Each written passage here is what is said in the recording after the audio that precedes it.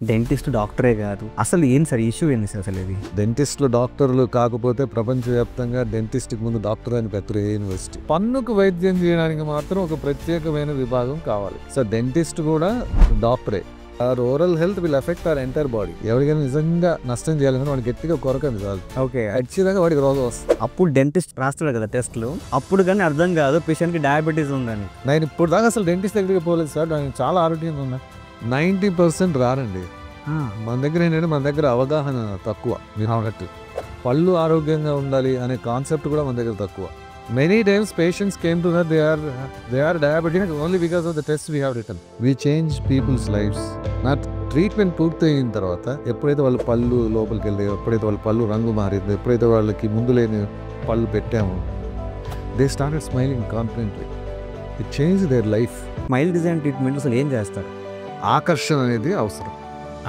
అబ్బాయి కానీ అమ్మాయి కానీ ఏమనుకుంటారంటే నేను నవ్వినప్పుడు నన్ను చూసి ఎదుటి వాళ్ళు ఆకర్షితులు అవ్వాలి. నీకు ఆకర్షణీయం అనిపించింది, నాకు ఆకర్షణీయం అనిపించవచ్చు. అందమైన నవ్వు అంటే ఆ నవ్వు చూడగానే ఎదుటివాడికి ఆనందం కలగాలి. యాక్చువల్గా అందమైన నవ్వు ఎవరు అంటే బోసి నవ్వులే. Okay.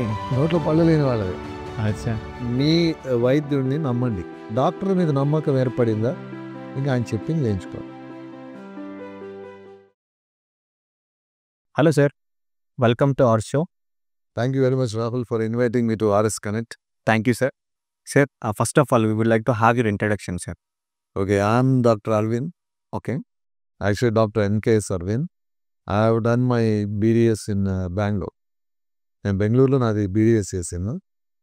Then in Goa, I have done my MDS. Goa Dental College, it's a government dental college. There I have done my MDS. And then in 2009, I have started my clinic, Dr. Arvind's Orthodontic and Dental Clinic, Mahestra Nagar. And since then, we are practicing there. Okay. So this is my brief introduction. So నార్మల్గా డెంటిస్ట్కి ortho డెంటిస్ట్కి అసలు difference ఏంటి? చాలా మంది confuse అంటారనమాట. ఎలా అంటే dentist ortho dentist అయినా ఇద్దరు డెంటిస్ట్లే కదా, మరి వీళ్ళకి వాళ్ళకున్న డిఫరెన్స్ ఏంటి? ఇప్పుడు మెడిసిన్లో చాలా రకాలైనటువంటి స్పెషలైజేషన్ ఉన్నాయి కదండి. ఓకే. ఇప్పుడు డాక్టర్లు అందరూ ఎంబీబీఎస్ చేస్తారు. ఎంబీబీఎస్ తర్వాత వాళ్ళ యొక్క విభాగాన్ని బట్టి, అంటే గుండెకి సంబంధించిన వ్యాధులకి చికిత్స చేసేవాళ్ళని కార్డియాలజిస్ట్, కీళ్ళవాతం దానికి చికిత్స చేసేవాళ్ళు ఆర్థోపెడిషియం, ఇలా నెఫ్రాలజిస్ట్, యూరాలజిస్ట్, న్యూరాలజిస్ట్. అదేవిధంగా పళ్ళులో కూడా సాధారణ జనాలందరూ ఏమనుకుంటారంటే పన్ను కదా, దానిలో చిన్న పన్ను, దానిలో ఎంత ఉంటుంది అనుకుంటారు. కానీ పన్నులు చేసే వైద్యంలో ట్రీట్మెంట్స్లో కూడా రకరకాలు ఉంది. సో ఇనిషియల్గా డెంటిస్ట్రీ అనేది ఒకటి జస్ట్ డెంటిస్ట్రీ ఉండేది. కానీ పోయే కొద్దీ ఏమైందంటే దీనిలో కూడా స్పెషలైజేషన్ అవసరం అని చెప్పి ఒక 9 స్పెషలైజేషన్స్ వచ్చాయి. రూట్ కెనాల్ ట్రీట్మెంట్ చేసేవాళ్ళు, అంటే పన్ను యొక్క ఆరోగ్యాన్ని కాపాడేవాళ్ళు, వీళ్ళని endodontist and operative dentistry specialist the conservative dentistry and endodontics. అదేవిధంగా పళ్ళు ఊడిపోయినాయి, నోట్లో పళ్ళు లేవు, అప్పుడు కట్టుడు పళ్ళు. శరీరంలో ఏదైనా సరే లేకపోతే కొత్తగా తీసుకొచ్చి పెట్టదని ప్రాస్థెటిక్ పార్ట్ అంటారు. సో ప్రాస్థెటిక్ టీత్ పెట్టాలని ప్రాస్థోడాంటిస్ట్. ఇదే విధంగా మనకి ఇప్పుడు శరీరంలో ఏమైనా ఎముకలు సరిగ్గా లేవు, వాటిని సరి చేయడాన్ని ఆర్థోపెడిషియన్ అంటాం. సో అదేవిధంగా ఇప్పుడు పళ్ళకి సపోర్ట్ చేసే ఎముకలు, అంటే ఫేస్లో ఉండే ఎముకలు అన్నీ అనమాట. జైగమాటిక్ bones, even frontal bone, nasal bone, mandible, ఇలా ఏ బోన్ అయినా, ఫేస్లో ఉండే ఏ బోన్ అయినా సరిగ్గా లేకపోతే, అండ్ టీత్, ఆ బోన్స్లో ఉండే ఇంపార్టెంట్ పార్ట్ టీత్, ఇవి సరిగ్గా లేకపోతే, అండ్ వీటి పొజిషన్ సరిగ్గా లేకపోతే వాటిని సరి చేసే వాళ్ళు కూడా కావాలి కదా. అందుకోసం వచ్చింది ఆర్థోడాంటిక్స్ అండ్ డెంటోఫేషియల్ ఆర్థోపెడిక్స్. అంటే పళ్ళు ఎగుడు దిగుడుగా ఉన్నాయి, పళ్ళు ఎత్తుగా ఉన్నాయి, అటువంటి పళ్ళు సరి చేయడం నుంచి జాస్, కొంతమంది ఫేస్ చిన్నగా ఉంటుంది, అవును, చాలా చిన్నగా ఉండి కొద్దీ తినడానికి కష్టం. తినలేరు. కొంతమందికి నోరు సరిగ్గా తెరుచుకోదు. యాహ్! కొంతమంది ఫేస్ చాలా పెద్దగుంటది. అవును. కొంతమందికి క్లెఫ్ట్ లిప్ ప్యాలెట్ అంటాం. గ్రహణం మొర్రి. ఇలాంటి రకరకాల ఎముకలకు సంబంధించిన సమస్యలేమున్నా అంటే ఎముకల అరేంజ్‌మెంట్‌లో ఎక్కడ ప్రాబ్లమ్ వచ్చినా ఫేస్‌లో దాన్ని సరిచేయడం వరకు ఆర్థోడాంటిస్ట్‌లు చేస్తారనమాట.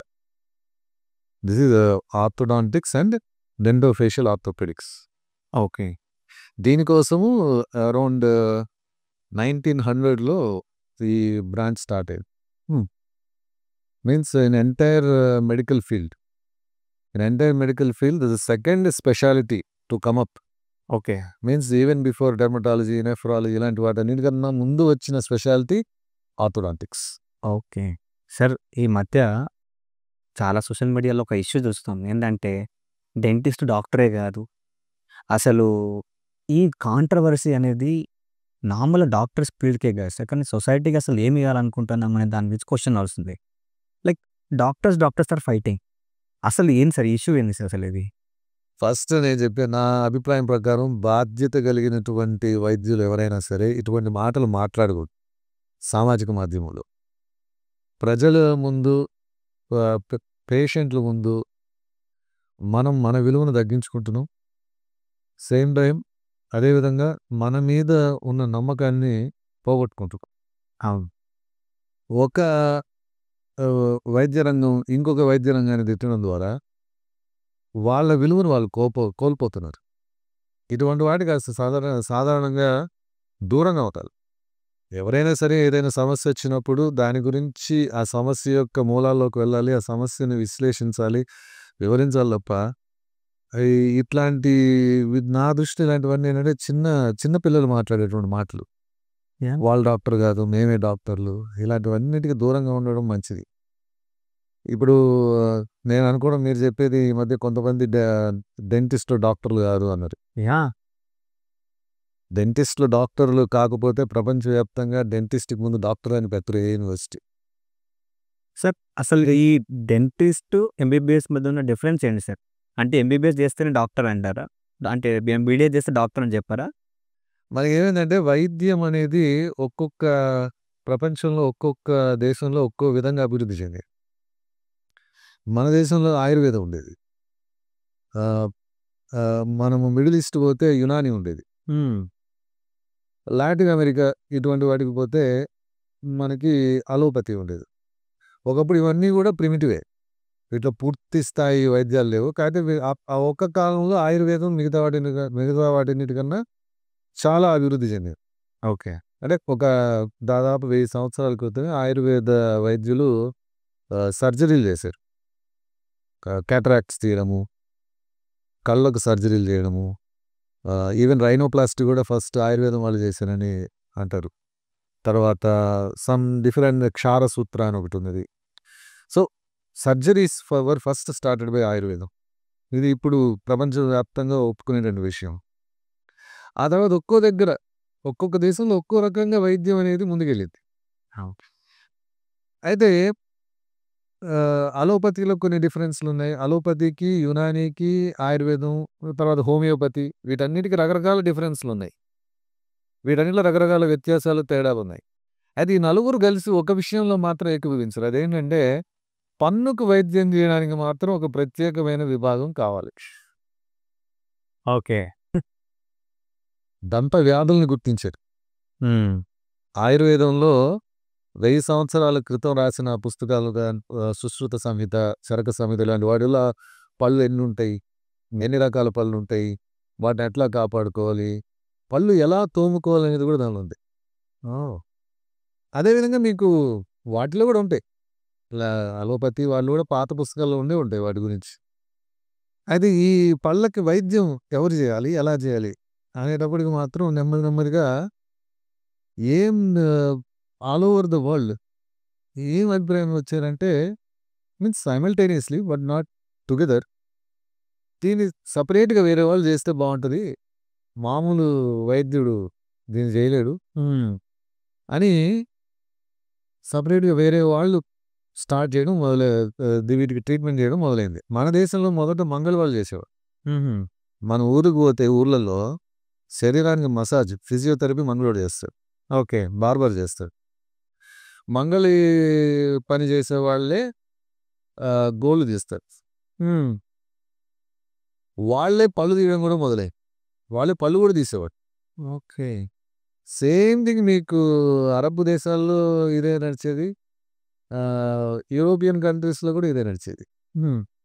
తర్వాత ఏమైందంటే ఇలాంటి వాళ్ళందరూ ఏదైనా యుద్ధం జరిగితే ఆ యుద్ధానికి పోయి అక్కడ వీళ్ళని బార్బర్ సర్జన్స్ అనేవాడు.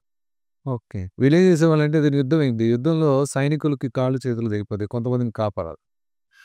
అక్కడ కొంతమందికి అవయవాలు కోసేయడం, వీడిని కాపాడాలనుకుంటే వాడి చెయ్యి అక్కడ వరకు కోసేసి కట్టేసి వాడిని తీసుకురావడం. ఓకే. దీన్ని బార్బర్ సర్జన్స్ అనేవారు. Later they modified into డెంటిస్ట్స్.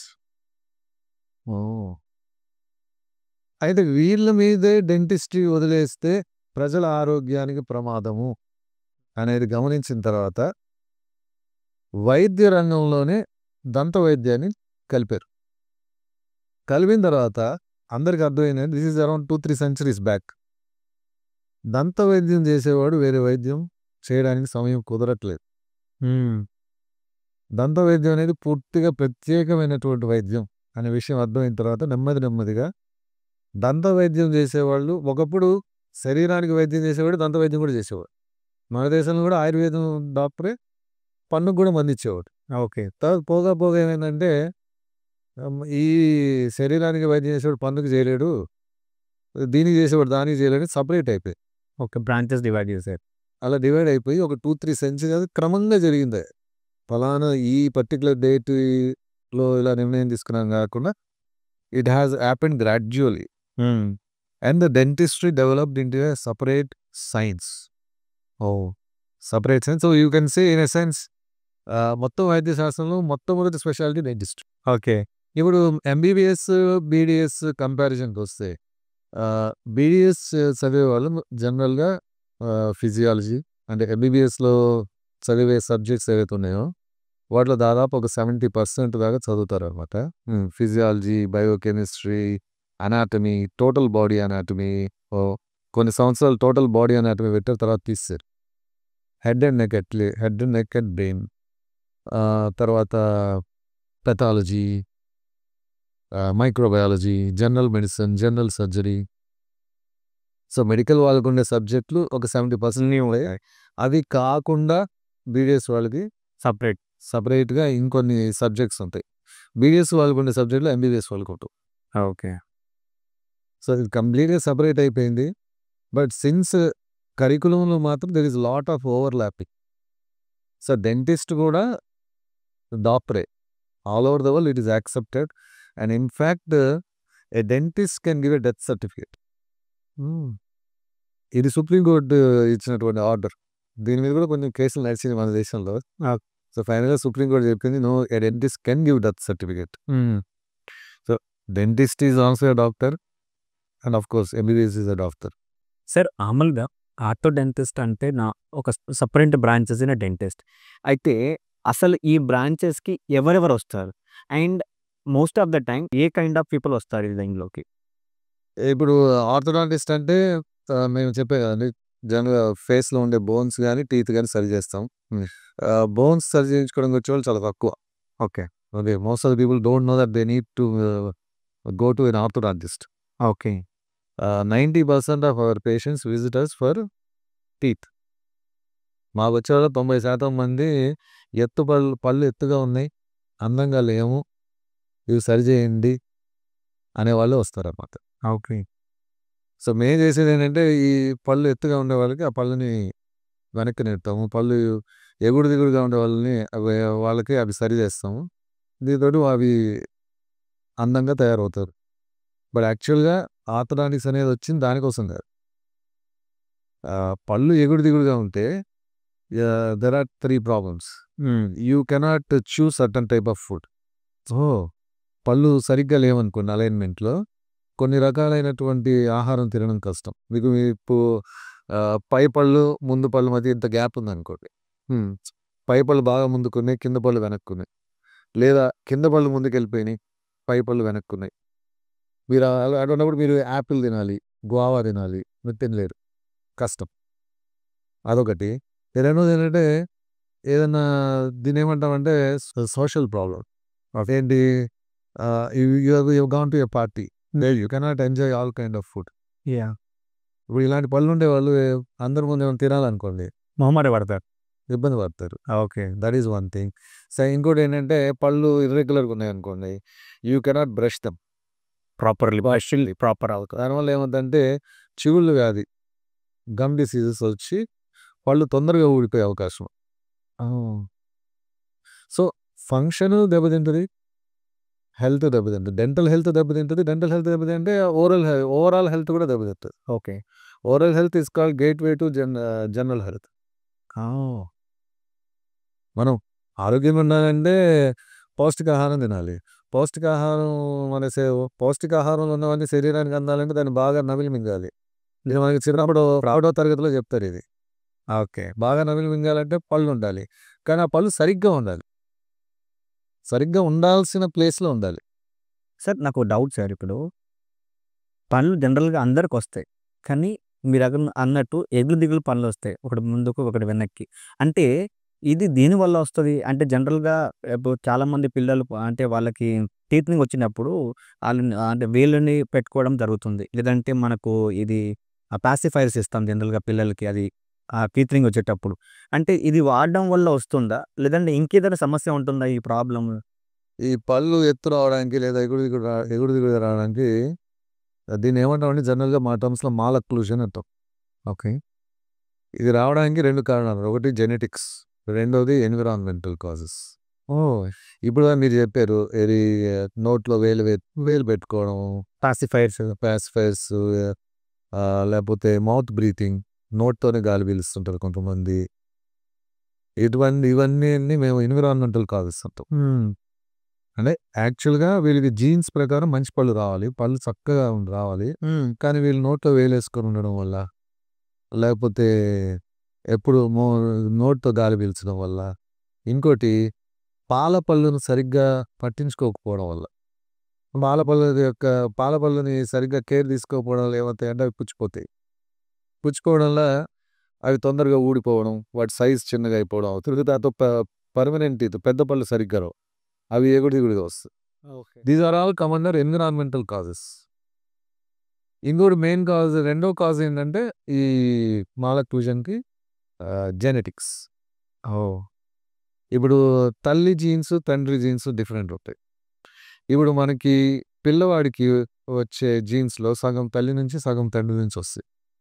So పళ్ళకి సంబంధించిన జీన్స్ ఒకళ్ళ నుంచి వస్తాయి. ఎముకలకి సంబంధించిన జీన్స్ ఒకళ్ళ నుంచి. ఇప్పుడు మీ ఫేస్‌లో ఉండే జా బోన్స్ చిన్నగా ఉన్నాయి. తండ్రి నుంచి వచ్చాయి అనుకుందాం. పళ్ళు తల్లి నుంచి వచ్చాయి. ఇప్పుడు జా సైజ్ ఏమో చిన్నగా ఉంది. పళ్ళ సైజ్ ఏమో పెద్దగా ఉంది. Then you will have irregular teeth. Okay. Jaw size పెద్దగా ఉంది. పళ్ళు మాత్రం చిన్నగా ఉన్నాయి. అంటే సరైన రేషియోలో లేదు. Then you will have gaps between the teeth. Okay. Same ఈ జెనెటిక్ డిస్పారిటీ వల్ల పళ్ళు ముందుకు రావడం కూడా జరుగుతుంది. So main cause genetics. రెండోది వచ్చి ఎన్విరాన్మెంట్. ఓకే. సార్ నిజంగా ఎంత ఆఫెన్‌గా ఈ పేషెంట్స్ మీకు విజిట్ అయితారు? ఎందుకంటే పన్ను అనేది ఒక సెపరేట్ బ్రాంచ్. నార్మల్‌గా మన ఇండియన్స్ ప్రకారం అయితే చాలామంది పట్టించుకోము.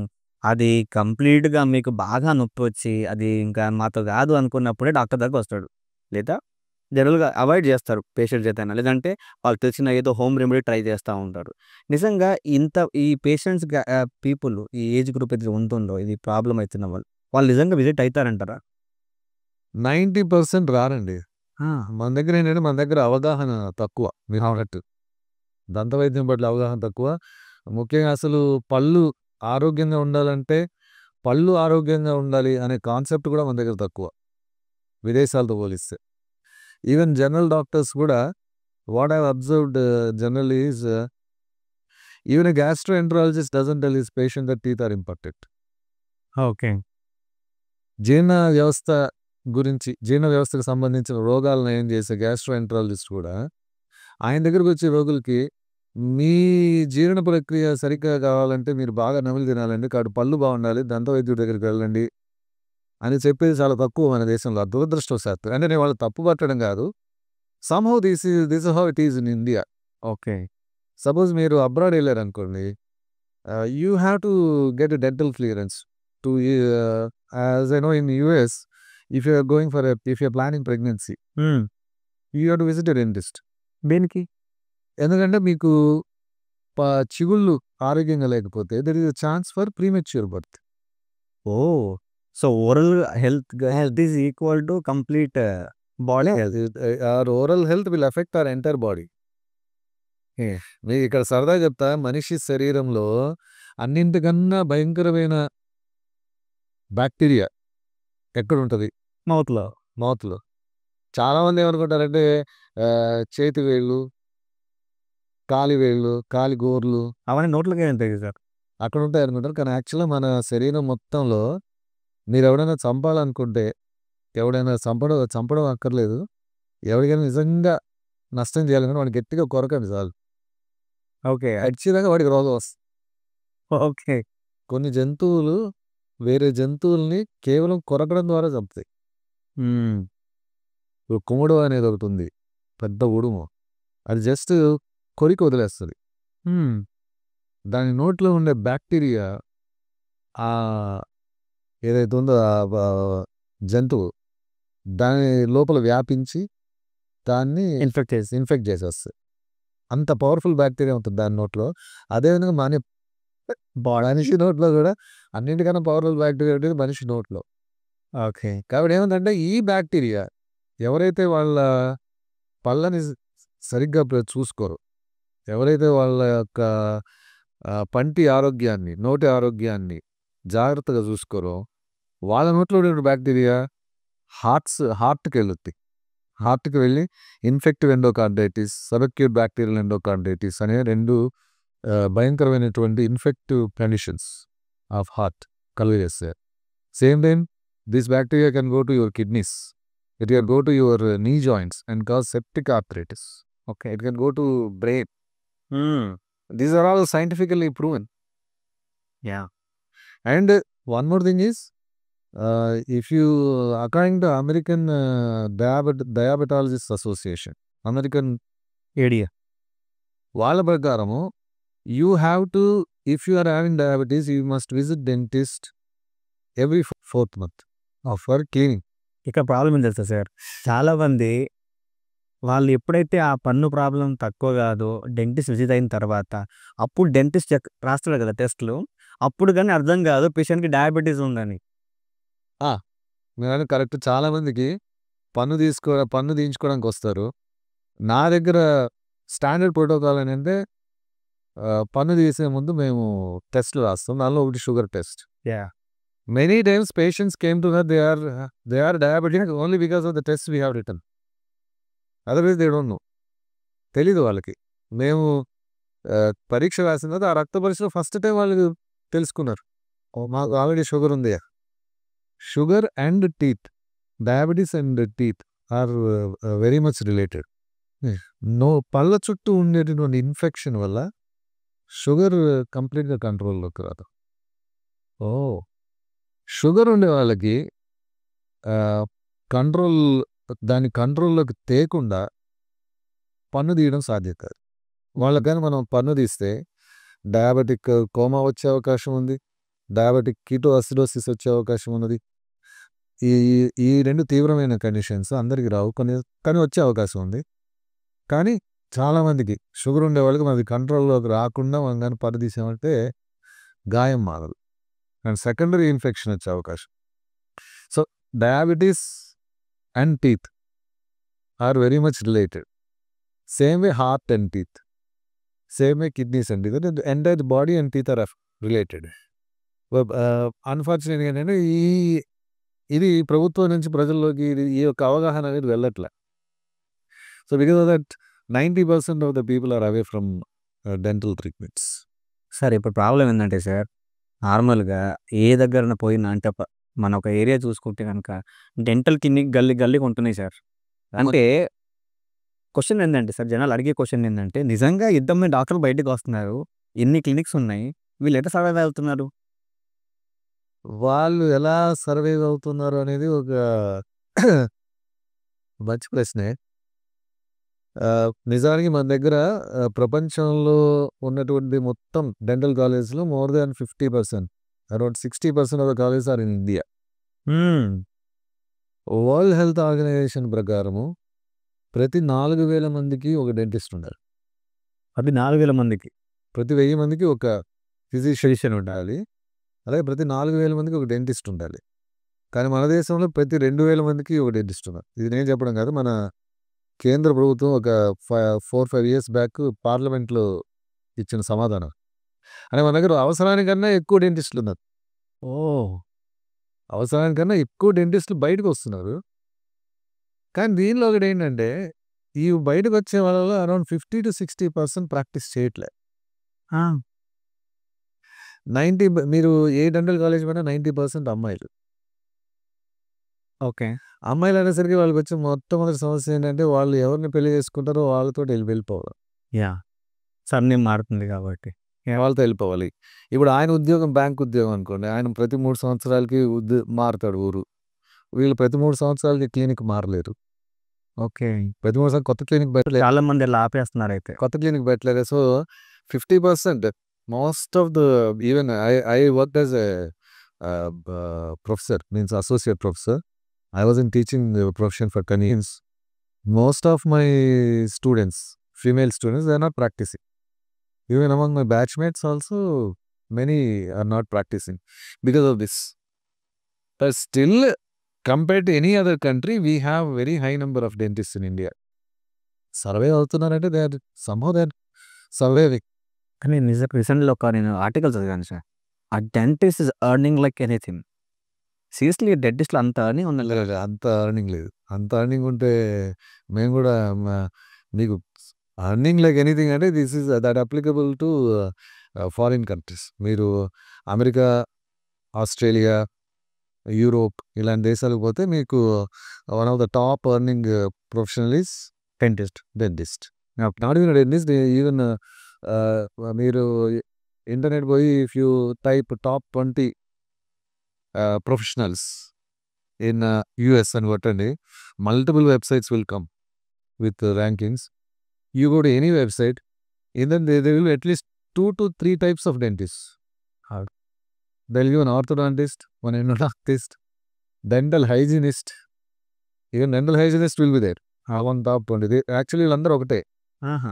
మన దేశంలో ఇవన్నీ ఒకళ్ళు చేస్తారు. సో దాట్స్ అక్కడ వేరే ఒక్కొక్క దాకా ఒక్కొక్కళ్ళు సపరేట్. డెంటల్ హైజీనిస్ట్ ఓన్లీ పళ్ళు శుభ్రం చేసేటటువంటి డెంటల్ హైజీనిస్ట్.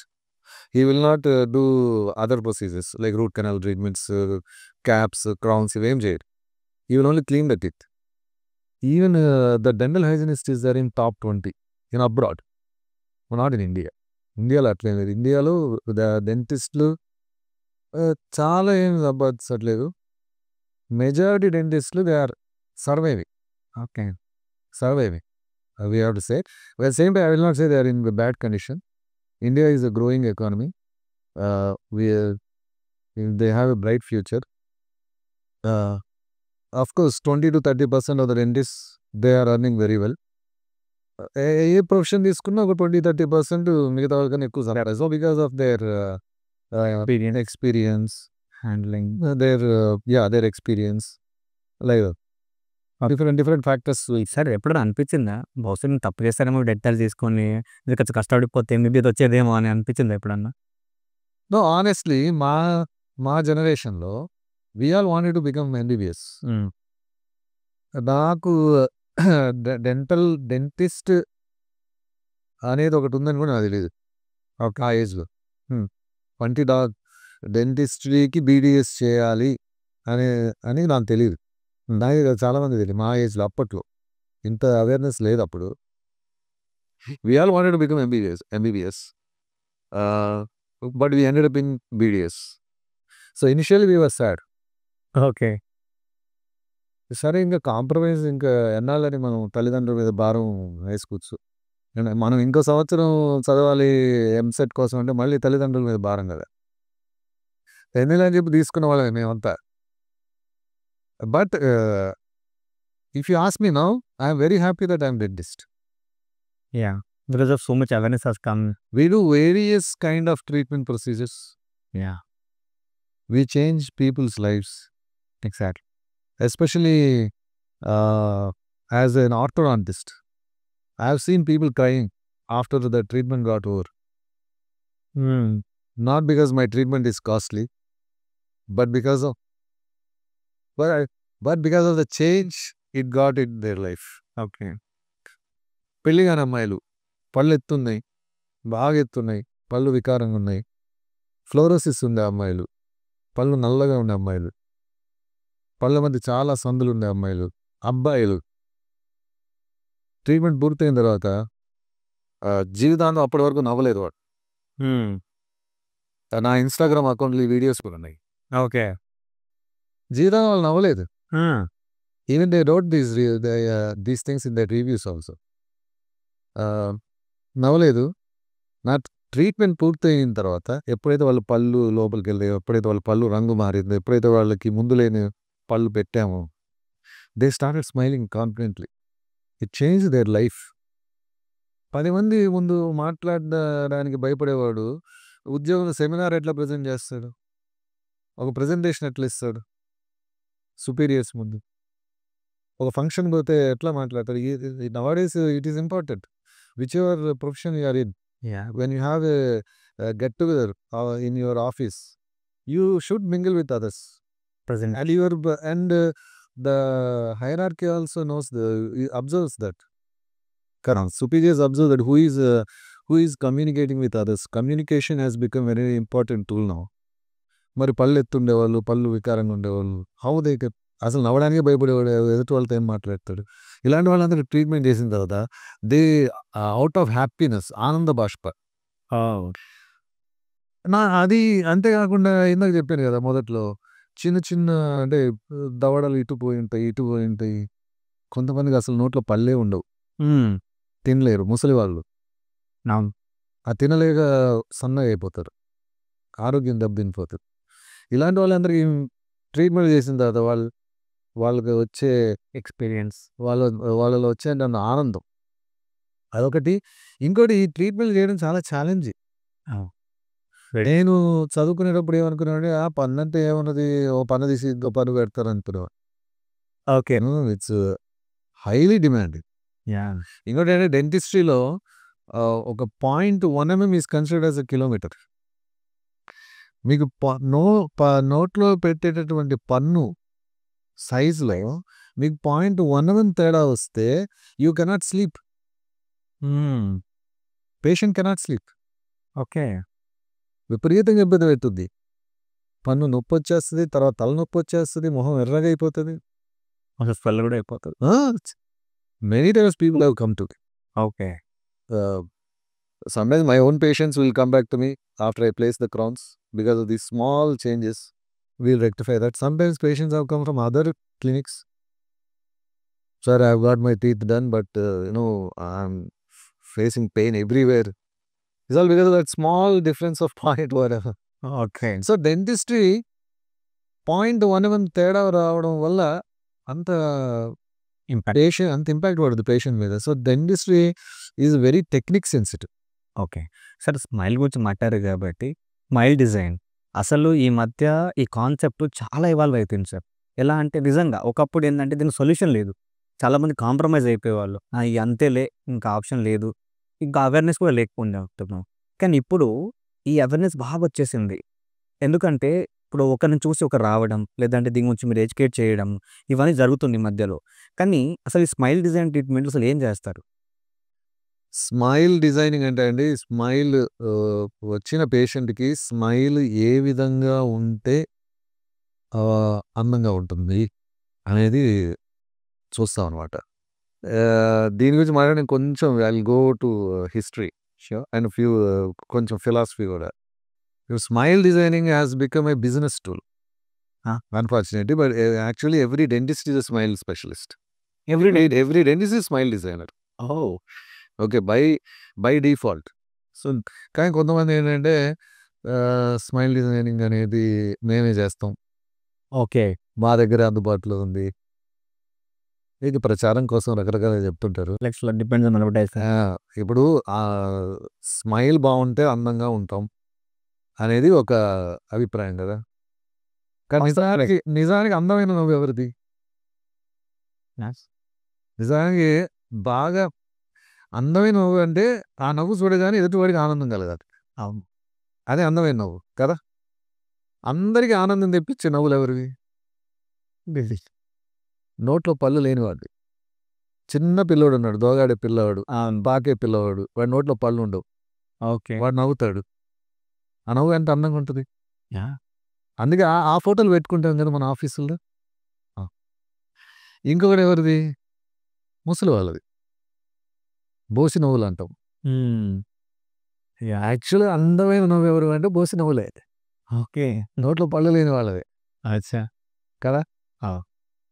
ఫస్ట్ అందం అనేది, అందమైన నవ్వు అనేది ఒక మిథ్యా పదార్థం అది. ఓకే. ఇప్పుడు వస్తే కానీ అది ఐడియల్. అది చెప్పుకోవడానికి బాగుంటుంది. కానీ బయట సొసైటీ ఇప్పుడు పెళ్లి కావాల్సిన పిల్లోడికి మాత్రం నోట్లో పళ్ళు లేని చోటి ఇది అందం వాడికి పిచ్చారు కొట్టాడు. అదే కదా! పెళ్లి సంబంధం కాదు. అది వాళ్ళు కూడా చూడరు కదా! కానీ వాస్తవికతకు వచ్చినప్పుడు, సొసైటీలోకి వచ్చినప్పుడు అవి బోసి నవ్వులు అందమైనవైనా సరే ఆకర్షణ అనేది అవసరం. అబ్బాయి కానీ అమ్మాయి కానీ ఏమనుకుంటారంటే నేను నవ్వినప్పుడు నన్ను చూసి ఎదుటి వాళ్ళు ఆకర్షితులు అవ్వాలి అని అనుకుంటారు. ఇదే కదా! ఇదే అన్నిటికీ కారణం. ఈ స్మైల్ డిజైనింగ్కి వీటన్నిటికీ వెనకాల ఉండేటువంటి మూలమైన కారణం అది. అంటే ఆకర్షణీయమైనటువంటి నవ్వు. అంతే కదా! అందమైన నవ్వు అనడం కన్నా నా దృష్టిలో అట్రాక్టివ్ స్మైల్ అనేది కరెక్ట్ పదం నా అభిప్రాయం. ఇప్పుడు నవ్వు ఏ రకమైన నవ్వు ఆకర్షణీయంగా ఉంటుంది అని ఎవరిని ఎలా నిర్ణయించడం? మీకు ఆకర్షణీయం అనిపించింది నాకు ఆకర్షణీయం అనిపించకపోవచ్చు కదా! మీకు నచ్చిన హీరోయిన్ నాకు నచ్చకపోవచ్చు. Exact. Beauty lies in the eyes of beholder. అంతే. మళ్ళీ ప్రాబ్లం వచ్చింది. మరి ఇప్పుడు ఎట్లాగా? ఏది మరి ఆకర్షణీయంగా ఏది ఉంది, ఎలా ఉంది, ఎట్లా ఉంటే ఆకర్షణీయంగా ఉంటుంది, ఎలా డిసైడ్ చేయాలి? దీనికోసం ఏంటంటే రెనైసెన్స్ పీరియడ్లో డావిన్సీ కోడ్, డావిన్సీ, దెన్ మిషలాంజెలో, బర్నీని ఇలాంటి వాళ్ళందరూ ఒక కాన్సెప్ట్ తెచ్చారు. ఓకే. డావిన్సీ వీళ్ళందరూ ఇంట్రడ్యూస్ చేసిందంటే ఫెబనాకీ సిరీస్ బేసిస్ మీద గోల్డెన్ ప్రపోర్షన్ అనేదాన్ని ఇంట్రడ్యూస్ చేసాడు అనమాట. Any structure in the universe for it to look beautiful, for it to look attractive, it has to have golden proportion. తర్వాత రీసెర్చ్ చేస్తే తేలింది ఏంటంటే ఈవెన్ న్యాచురల్ ప్రోడక్ట్స్లో కూడా ఒక అందమైన పువ్వులో కూడా మీరు గమనిస్తే అది గోల్డెన్ ప్రపోర్షన్లో ఉంటుంది. అందుకే అది అందంగా ఉంటుంది. ప్రతి దానిలో కూడా ఎక్కడెక్కడైతే గోల్డెన్ ప్రపోర్షన్ మెయింటైన్ అవుతుంది, whether it is a building or a mountain or a flower, it looks beautiful. So దాన్ని అప్పుడు ఏం చేసామంటే డెంటిస్ట్రీకి అన్వయించారు. యాక్చువల్గా ఫేస్కి అన్వయించారు డావిన్సీ, లియోనార్డో డావిన్సీ దాన్ని ఫేస్కి అన్వయించారు, శరీరానికి అన్వయించారు గోల్డెన్ ప్రపోర్షన్ పెట్టి మెజర్మెంట్స్ ఈ విధంగా ఉంటే ఫేస్ హైట్ ఇంత ఉండాలి, ఫేస్ విడ్త్ ఇంత ఉండాలి, ఓకే, హెయిర్ లైన్ నుంచి ఐ లైన్ వరకు ఇంత ఉండాలి ప్రపోర్షన్. ఈ విధంగా ఇది ఇంత గోల్డెన్ ప్రపోర్షన్ ఉండాలి, అలా ఆయన అన్వయించారు. అదేవిధంగా పన్ను హైట్లో విడ్త్ 60% ఉండాలి. పన్ను సెంట్రల్ ఇన్సైజర్ మనం చూడగానే సెంటర్లో కనబడే పన్ను సెంట్రల్ ఇన్సైజర్, దాని పక్కన ఉండేది లేటరల్, దాని పక్కన ఉండేది కెనైన్. ఓకే, లేటరల్ సెంట్రల్లో 60% ఉండాలి, కెనైన్ లేటరల్‌లో 60% ఉండాలి. అట్లా ఒక ప్రొపోర్షన్ గోల్డెన్ ప్రపోర్షన్. ఓకే. వాళ్ళు డిజైన్ చేయలేదు. గోల్డెన్ ప్రపోర్షన్‌లోనే ఉండాలి పళ్ళు గూడా. ఓకే. పెదాలు గోల్డెన్ ప్రపోర్షన్ అనేది వచ్చిందనమాట. దాని తర్వాత దీనికి అనుగుణంగా దీంతో పాటు ఇంకొన్ని ప్రిన్సిపల్స్ వచ్చినాయి. ఏంటి? When you smile only your teeth should be visible. Your complete tooth should be visible.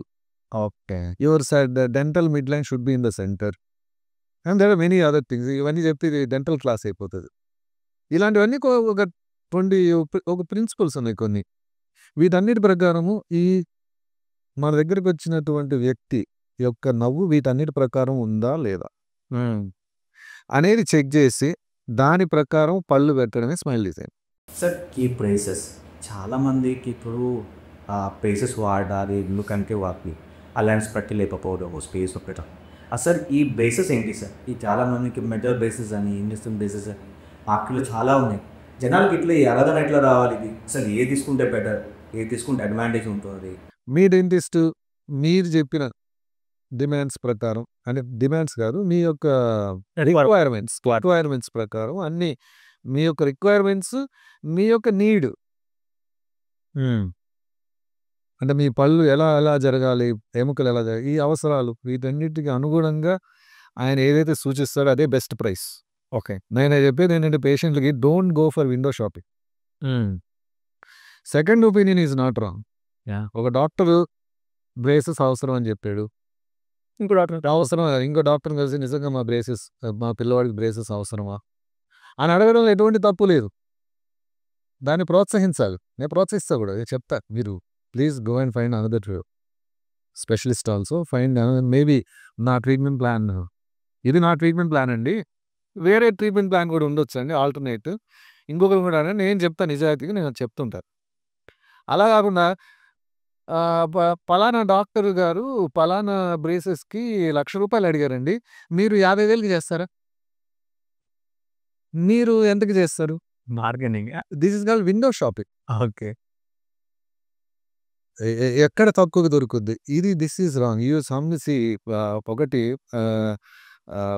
అందరూ అర్థం చేసుకోవాల్సింది ఏంటంటే, ఇప్పుడు doctor Aravind certain type of braces ₹1,00,000 పెడుతున్నాడు అంటే, another doctor so and so, some doctor X is promising you the same braces for 50,000. there 100% there is some difference. Yeah. And you cannot know what is the difference as a patient. Okay. So what I'm saying is, don't go for window shopping. మన దగ్గర దురదృష్టం ఏంటంటే, మంచి doctor ఎవరయ్యా అంటే, మన సినిమాలు, మన వార్తాపత్రికలు ఏం చెప్పినాయంటే, ఎవడైతే తక్కువ తీసుకుంటాడో వాడే మంచి డాక్టర్. అలా కాకుండా నేను అందుకే మొదలు చెప్పింది, మీరు మీ ఫ్రెండ్స్ని అడగండి, చూడండి, ఇప్పుడు ఇలాంటి పాడ్కాస్ట్లు చూడండి, యూట్యూబ్లు చూడండి, గూగుల్ రివ్యూస్ చూడండి. గూగుల్ రివ్యూస్ డాక్టర్ చూసి మీకు ఒక డాక్టర్ మీద నమ్మకం, మాట్లాడిన డాక్టర్తో డాక్టర్ మీద నమ్మకం ఏర్పడిందా, ఇంకా ఆయన చెప్పింది చేయించుకోవాలి. That is best. That is అది చేయించుకోండి. ఇంకా కాస్ట్ వీటి గురించి ఆలోచించక సరే. అయినా అప్పటికి కాస్ట్ భరించలేము అంటే, every doctor will be ready to reduce the price. Doctors are the only one who reduce the price, because we're not doing business. A businessman will never reduce unless he is giving discount sale to dispose of his old stock. కానీ మేము ఖచ్చితంగా, ఇప్పుడు నేను కొంతమంది అనాథ శరణాలయాల నుంచి వచ్చిన పిల్లలకి I have done treatment for complete free. I'm not taking single paisa. ఒక అమ్మాయిల అనాథాశ్రమం ఉంది, వాళ్ళు అప్పుడప్పుడు పంపిస్తారు, వాళ్ళకి నేను క్లిప్స్ ట్రీట్మెంట్ చేశా. Sometimes I bore the entire cost. It costed me around 50,000-60,000, but I did it for free, thinking it is and this is my charity, my contribution to the society. అలా ప్రతి doctor తగ్గించి ready ఉంటాడు. Sir, ఈ podcast చూసి జనాలకి, మా వ్యూవర్స్కి మీరు చెప్పే సందేశం ఏంటి? నేను చెప్పే సందేశం ఏంటంటే, ఫస్ట్ మీ వైద్యుడిని నమ్మండి. రెండవది, సొంత వైద్యం మానుకోండి. ఈ వార్త ఈ యూట్యూబ్లు ఇంటర్నెట్ చూసి ఇంటర్నెట్లో ఉండే వైద్యాలు చేసుకోవడం మానేయాలి. మూడోది ఈ న్యూస్లో వచ్చేటటువంటి డిఫరెంట్ ఈ సోషల్ మీడియాలో వచ్చే డిఫరెంట్ న్యూసెస్ చూసి డాక్టర్లు అందరూ చెడ్డవాళ్ళు, మనీ మైండెడ్, ఇటువంటివి నమ్మకండి. ఇది కాకుండా యాజ్ ఎ డెంటిస్ట్ నేను మీకు అందరికీ చెప్పేది ఏంటంటే, మీకు జీవితంలో దంత సమస్యలు రాకూడదు అంటే రోజుకి 2 సార్లు శుభ్రంగా పళ్ళు తోమండి. వీలైనన్ని సార్లు పుక్కిలించండి. మీరు రోజు వీలైన సార్లు నీళ్ళతో చక్కగా కడుక్కుంటే మీరు అసలు డెంటిస్ట్ దగ్గరికి వెళ్ళే అవసరం ఉండదు. అలాగని డెంటిస్ట్ దగ్గరికి వెళ్ళకుండా ఉండకండి. మన దగ్గర ఏంటంటే చాలామంది నా దగ్గర వచ్చి పేషెంట్లు అంటుంటారు, నేను ఇప్పుడు దాకా అసలు డెంటిస్ట్ దగ్గరికి పోలేదు సార్, నేను చాలా ఆరోగ్యంగా ఉన్నా. నో, సంవత్సరానికి ఒకసారి ఖచ్చితంగా నార్మల్ విజిట్ ఒక విజిట్కి రండి. పళ్ళు మీరు ఎట్లా అయితే మీ జనరల్ హెల్త్ చెక్ చేయించుకుంటారో చెకప్, అదేవిధంగా డెంటల్ హెల్త్ చెకప్ కూడా చేయించుకోండి. రోజు 2 సార్లు పళ్ళు తోమండి, వీలైన సార్లు పుక్కిలించండి. సంవత్సరానికి ఒకసారి డెంటిస్ట్కి ఒక 500 రూపాయలు ఇవ్వండి. వాళ్ళు చెక్ చేస్తారు. అవసరమైనంత మీరు రెగ్యులర్గా వెళ్తే మీకు పెద్ద పెద్ద ట్రీట్మెంట్లు అవసరం పడదు. జస్ట్ ఒక క్లీనింగ్, ఎప్పుడైనా ఒక ఫిల్లింగ్. సో మీకు డబ్బులు మిగులుతాయి, మీరు ఆరోగ్యంగా ఉంటారు.